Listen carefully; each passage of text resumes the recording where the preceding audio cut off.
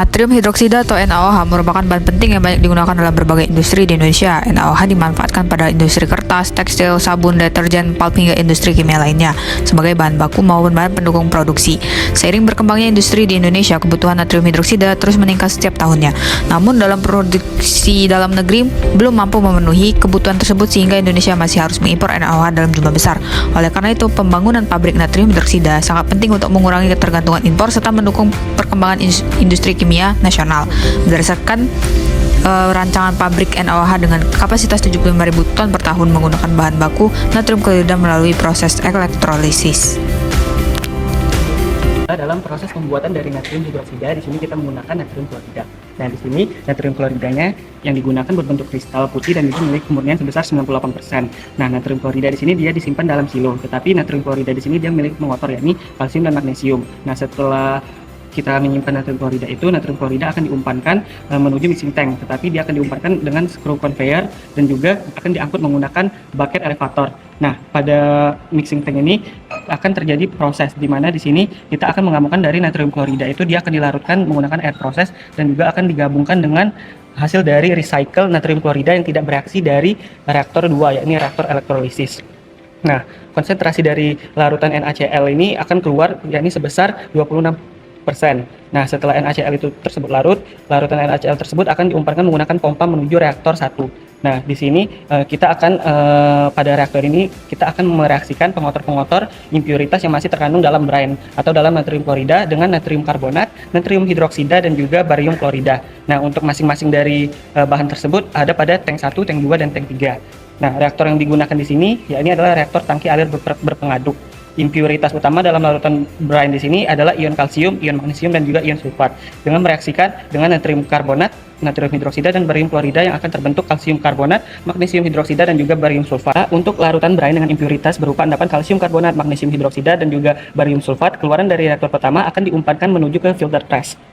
Nah, di sini kita menggunakan filter press dengan dipompa terlebih dahulu untuk memisahkan antara larutan brine dengan impuritas tersebut. Nah, hasil dari cake yang tidak digunakan dari filter press yang sudah dipisahkan dengan larutan brine tersebut akan dikeluarkan menuju ke unit pengolahan limbah PL yang ada di sini. Nah, setelah itu filter keluaran dari filter press yaitu larutan brine dengan konsentrasi impuritas sebesar 1 ppm akan diumpankan menuju ion exchanger. Oke, selanjutnya larutan brine keluaran dari FP01 kemudian akan diumpankan menuju IE01 atau ion exchanger menggunakan pompa. Fungsi dari IE01 ini untuk memperkecil konsentrasi ion Ca2+, Mg2+, dan SO4 yang masih terkandung dalam larutan brine setelah filter press hingga part per billion. Ion exchanger bekerja berdasarkan prinsip pertukaran ion menggunakan media resin aktif untuk menghilangkan ion-ion pengotor yang masih terdapat dalam larutan brine. Larutan brine hasil filtrasi itu dialirkan melewati kolom yang berisi resin kation dan juga resin anion. Resin kation akan menangkap ion positif seperti Ca2+ dan Mg2+, kemudian menukarnya dengan ion Na+ atau NH+. Sedangkan resin anion akan menangkap ion negatif seperti SO4 dan menukarnya dengan ion OH- atau Ca-. Proses pertukaran ini berlangsung karena adanya perbedaan afinitas ion terhadap gugus aktif pada resin. Setelah ion pengotor tertahan oleh resin, larutan brine keluar dengan tingkat kemurnian yang sangat tinggi hingga mencapai satuan part per billion sehingga aman digunakan pada proses membran electrolyzer. Nah, selanjutnya brine murni kemudian dialirkan menggunakan pompa menuju heat exchanger atau heater HE01. Di dalam heat exchanger, larutan brine itu dipanaskan dari suhu sekitar 30 derajat Celcius menjadi 90 derajat Celcius menggunakan media pemanas berupa steam. Nah, proses pemanasan ini terjadi melalui perpindahan panas secara tidak langsung, yaitu panas dari sistem itu berpindah melalui dinding logam penukar panas menuju larutan brine tanpa terjadi pencampuran fluida. Setelah mencapai suhu operasi 90 derajat Celcius, larutan brine panas itu kemudian dialirkan menuju reaktor membran electrolyzer untuk proses elektrolisis menghasilkan NaOH, Cl2 dan H2O. Baik, setelah dari feed treating kita akan masuk ke proses utama dari produksi NaOH. Nah, setelah proses feed treating, larutan brine ini yang memenuhi standar impuritas itu akan dipanaskan dahulu menggunakan heat exchanger 1 hingga suhu 90 derajat Celcius. Nah, setelah dipanaskan, larutan brine ini kemudian akan diumpankan menggunakan pompa menuju ke reaktor membran electrolyzer ataupun R02 yang ada di sebelah sini. Nah, membran electrolyzer yang digunakan itu merupakan buatan Asahi Kasei tipe ML60 dengan kondisi operasi 1 atm, suhu operasi konsentrasi 90 derajat Celcius dan konversinya itu 50%. Nah, air 02 ini memiliki dua chamber. Yang pertama itu ada anode chamber dan juga ada cathode chamber. Nah, larutan brine itu akan masuk menuju anode chamber di mana ion-ion klorida yang terkandung di larutan brine itu akan teroksidasi menjadi gas klorin. Reaksi yang terjadi sendiri ialah 2 Cl- dalam fase aqueous menjadi gas klorin plus 2 elektron. Kemudian gas klorin itu akan dikompresi dan dialirkan menuju ke tangki 4 yang ada di sebelah sini. Kemudian pada cathode chamber itu akan dialirkan air proses dari unit utilitas di mana ion-ion hidrogen H+ dalam air itu akan mengalami reduksi menjadi gas hidrogen H2.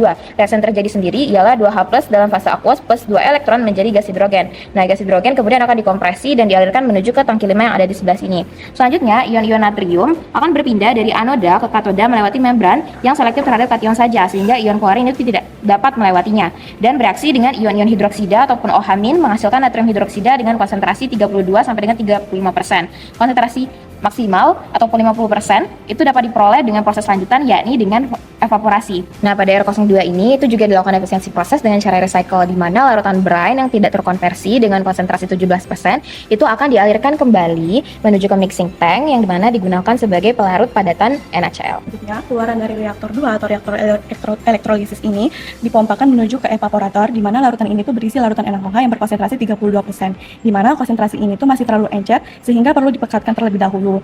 Nah, di dalam evaporator ini menggunakan steam pada suhu 120 derajat Celcius dan tekanan 1 atm. Panas dari steam ini menyebabkan air dalam larutan itu menguap dan keluar sebagai uap air ke udara. Sementara NaOH itu tetap tinggal di dalam larutan. Karena air terus berkurang, sedangkan jumlah NaOH itu tetap, konsentrasi larutan pun naik dari 32% menjadi 65%. Nah, setelah itu alirannya dipompa menuju ke crystallizer, di mana di crystallizer ini terjadi proses penurunan suhu dari 120 derajat Celcius ke 30 derajat Celcius. Nah, pendinginan ini tuh menyebabkan larutan NaOH itu menurun sehingga NaOH itu tidak lagi bisa bertahan dalam fase larutan dan mulai membentuk kristal. Kristal yang terbentuk dari crystallizer ini adalah NaOH H2O atau sodium hidroksida monohidrat.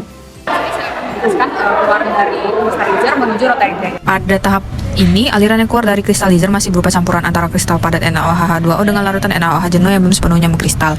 Oleh karena itu, campuran tersebut perlu dipisahkan agar diperoleh kristal NaOH yang lebih murni.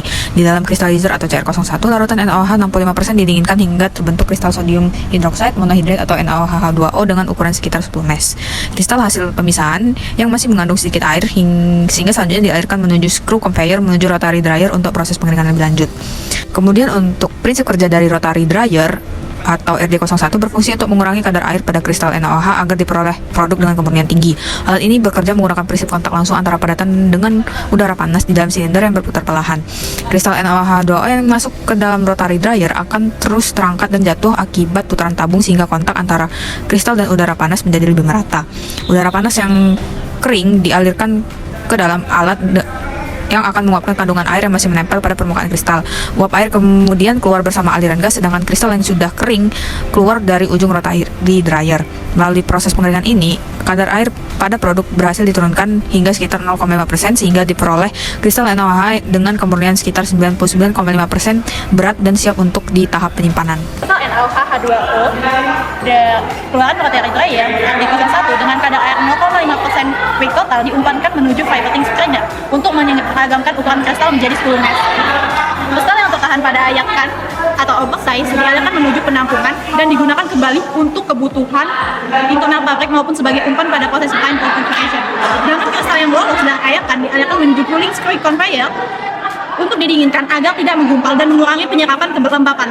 Setelah itu, produk diangkut menggunakan bucket elevator menuju silo produk untuk disimpan sebelum proses pengemasan dan distribusi. Produk akhir yang dihasilkan memiliki kemurnian 99,5% weight total, kadar air 0,5% weight total, dan ukuran kristal 10 mesh.